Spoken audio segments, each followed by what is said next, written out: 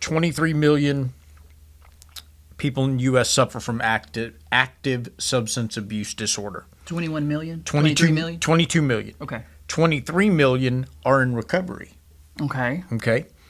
43 million are directly impacted by addiction, and 1 in 3 households are exposed or impacted by addiction. Now, 10 years ago, this is 2013, okay? Or 2012, I think. Accidental drug overdose became the leading cause of death in the U.S. for people under the age of 50. Mm-hmm. It surpassed car accidents. Wow. Okay? This is 10 years ago. So I don't even know what it is now with fentanyl and all this. So my question to you is, it's only getting worse. Mm-hmm. What is, and this is like, you're going to solve this by this answer.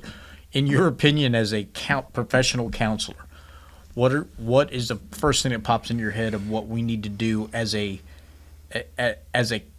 on a high altitude, big view of this? What needs to happen to maybe try to get a handle on this? Well, thing?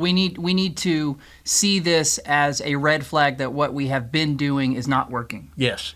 And so we need to take a hard look at how we treat people who are drug users on a societal level. Is the criminalization of drug use, is that working? Can we have a more effective approach to it? So on a policy level, I think that cities can focus on reinforcing and building the recovery community. Absolutely. On a micro level. Yes. Because we've seen that in rural communities around us. It's so much worse than you would think it would be. So those individual communities need to work on it themselves. And that would go from law issues, right, from writing law to working with local businesses to hire people who are addicts. School education. For school education, for prevention programs, for sober living houses, for treatment centers. All of that is going to need to be working in tandem with each other.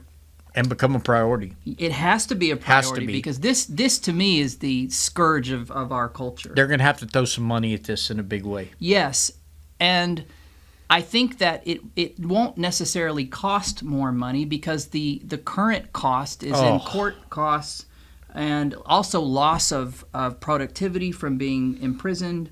The cost to keep someone in prison. The cost to keep someone incarcerated. I do not think that incarceration is the answer. I don't think that drug possession should ever be a felony. The economic, just from a practical standpoint, the ramifications of that economic is tremendous. Because if you make someone a felon, how productive can they even be after that? They can't. And possession is much different than distribution. That's what I'm saying. I'm saying right. Drug possession should never be a felony. I think there are certain things that people get caught and they have possession, they get caught doing something else and they get in trouble for it. But just pure possession, like you're saying, I would venture to say they're hurting themselves more than they're hurting anybody else. They are. So anyway, but it needs to be a priority for society, government. That's right. All the way from micro to macro, this needs to become, I think, is more important than almost anything that we're talking about currently in the world. Like, this is my opinion. It's critical. It's more critical, I think, than climate control. Okay, this is my opinion. I think it's more than electric cars versus come on. This is I think the most pressing issue. I do too.